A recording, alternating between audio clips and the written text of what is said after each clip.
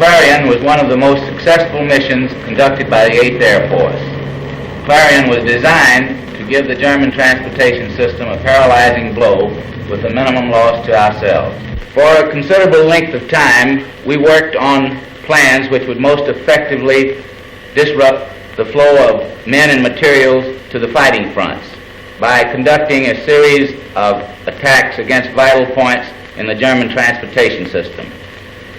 We knew that if sufficient damage could be done in 1, 2, or 3 successive days, the immediate disruption and the paralysis that would follow such attacks would have a material bearing on the fighting on all German fronts.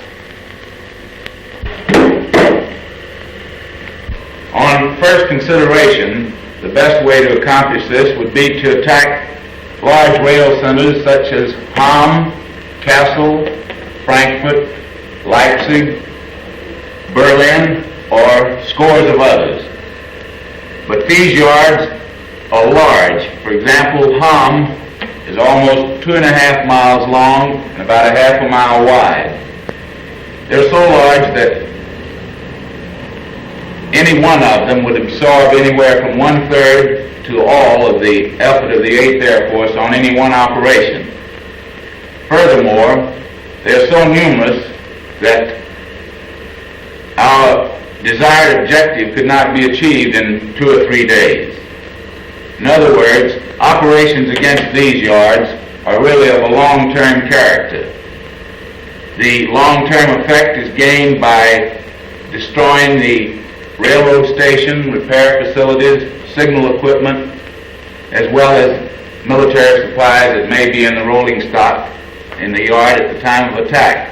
We knew that the Germans had a limited number of repair trains, and we believed that if we could disrupt his secondary rail centers between western and central Germany at some 40 or 50 points, we would severely tax his capability of making early repairs.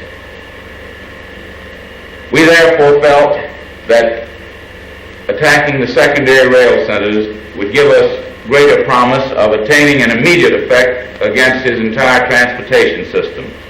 We also appreciated the fact that the heavy anti-aircraft defenses at these secondary rail centers was almost nil.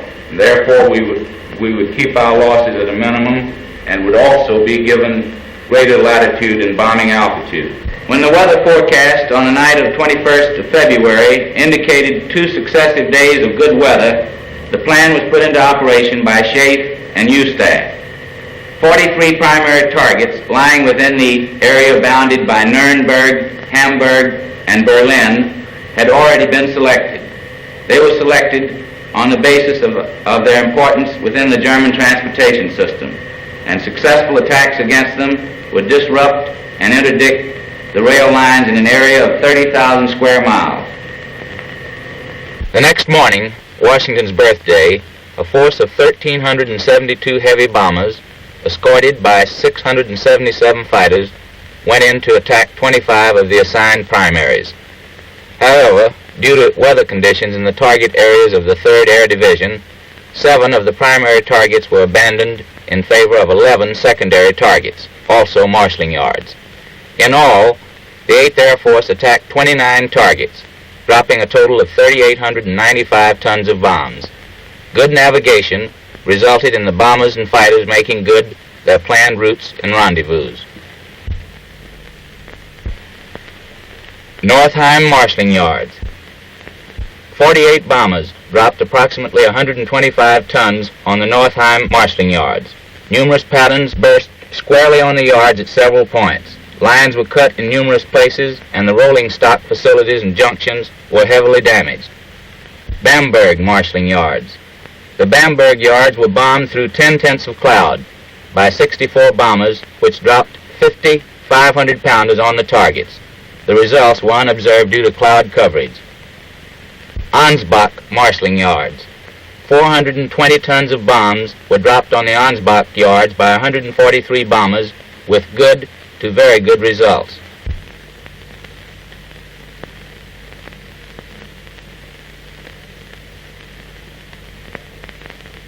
The yards at Stendal. 73 bombers dropped 250 tons of GP bombs on the Stendal marshalling yards with direct hits on a large engine roundhouse observed in addition to at least 120 hits on the rail lines and installations. 4 explosions were seen, and as a large storage area was heavily hit, severe damage must have been done. Large fires in this area were observed many hours later. Wittenberg marshalling yards. At least 90 hits on the rail lines and embankments were observed on the yards at Wittenberg, which was attacked by 72 bombers, blanketing the area with 216 tons of bombs. The yards and a major highway running parallel to them were severely damaged as shown in later reconnaissance pictures. Ludwigsluft marshalling yards. The main station at Ludwigsluft and large storage buildings nearby received direct hits and was seen burning by the 48 bombers which dropped 136 tons in this area. 70 hits on the rail lines, derailed railroad cars, and 2 rail bridges were also severely damaged. Uelzen marshalling yards. The marshalling yards at Uelzen received 250 tons of bombs from 73 bombers. 6 concentrations fell in the target area. 325 bursts were seen on the rail lines, and 4 intense fires were started, including the roundhouse and a large warehouse which received direct hits. 8 explosions were observed, and the damage was severe.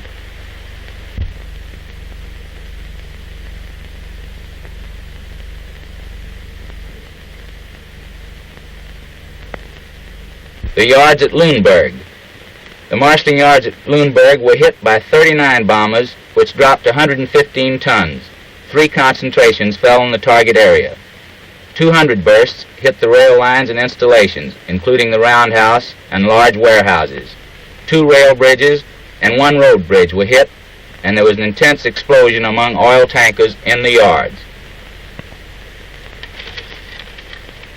In the attacks on the following day, February 23rd, 1,211 heavy bombers attacked a total of 18 primary targets, including those that were weathered in the day before. Accompanied by 492 fighters, the heavies dropped 3,316 tons of bombs on these targets. Ellingen marshalling yards. 25 bombers laid down 70 tons of bombs on the Ellingen yards. 120 bursts were seen in the traffic center, which caused severe damage.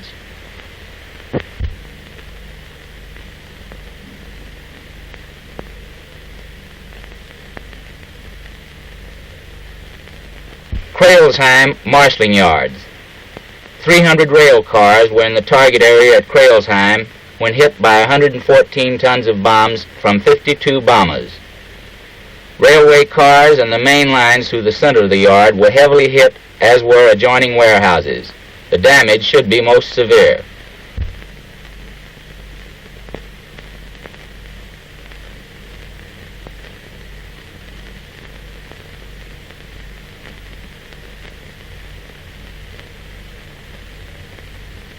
Wurzburg marshalling yards and railway station. The target was the Wurzburg station and marshalling yards, as well as the main yards 22 miles southwest of Schweinfurt. In the station area, 260 bursts were seen. 2 roundhouses, 2 turntables, the station building, and repair shops all received several direct hits, and the damage was severe. 120 bursts were observed in the main yards. 70 direct hits on the rail lines at the main switch point caused severe damage, with direct hits also damaging 10 adjoining factory and repair buildings. Statistics for the 2 attacks are impressive. In the 2 days, a total of 2,583 bombers put down 7,211 tons of bombs, all 500-pounders, with good to very good results. The 1,409 fighters escorting the bombers immobilized 104 locomotives and destroyed 31 oil tank cars, 55 railway vans, and 35 supply trucks, in addition to 13 planes destroyed in the air and 30 more on the ground, with many more damaged. Although this presentation deals only with the 8th Air Force, Clarion was a combined operation, carefully planned and timed to integrate the efforts of all air strength available, with the 1st Tactical Air Force, the 9th Air Force, 2nd Tactical Air Force, and the RAF Bomber Command also participating on 22 February.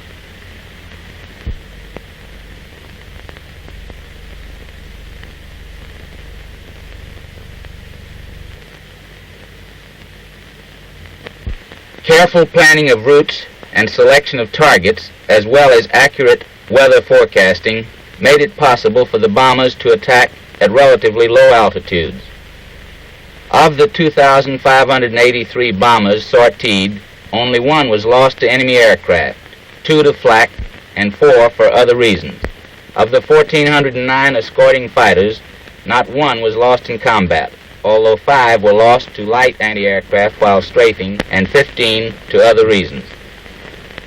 Considering the number of aircraft dispatched, the amount of damage done, and the few losses sustained, recent photo reconnaissance indicates that this mission was as successful as had been planned.